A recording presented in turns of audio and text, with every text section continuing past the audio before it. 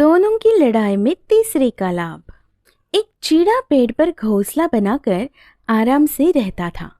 एक दिन वो दाना पानी के लिए अच्छी फसल वाले एक खेत में पहुंच गया। वहां खाने पीने का काफी सामान देखकर वो बड़ा खुश हुआ।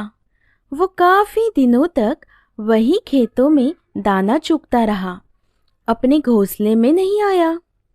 एक दिन एक खरगोश उस पेड़ के पास आया जहां चीड़े का घोंसला था। पेड़ ऊंचा नहीं होने के कारण खरगोश उस पेड़ पर आसानी से घोंसले तक पहुंच गया। खरगोश ने देखा घोंसला खाली पड़ा है।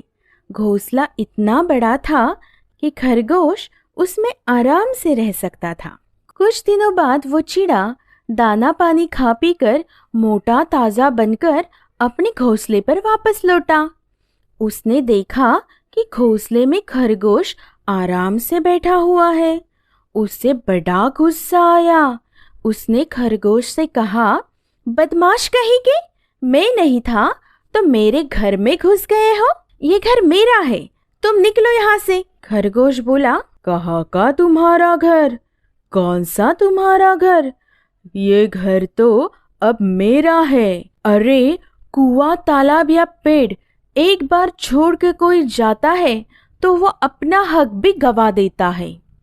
खरगोश की बात सुनकर चीड़ा कहने लगा, ऐसे बहस करने से कुछ हासिल नहीं होने वाला।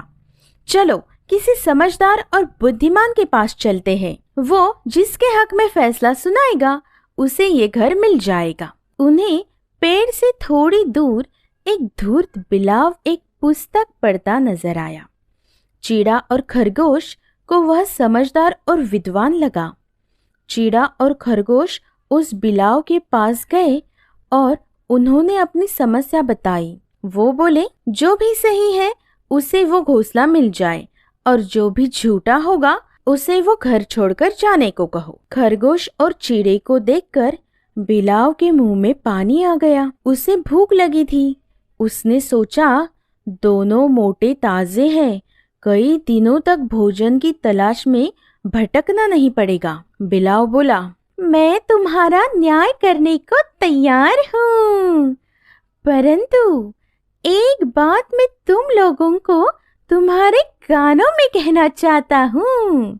तुम दोनों मेरे पास आ जाओ। दोनों के पास आते ही बिलाव ने झट से खरगोश को पंजे में पकड़ा और चीड़े को मुंह में दबोच लिया।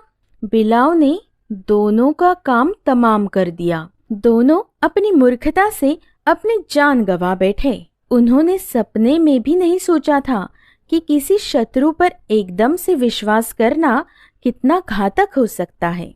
शिक्षा, दो की लड़ाई में तीसरा लाभ उठा ले जाता है।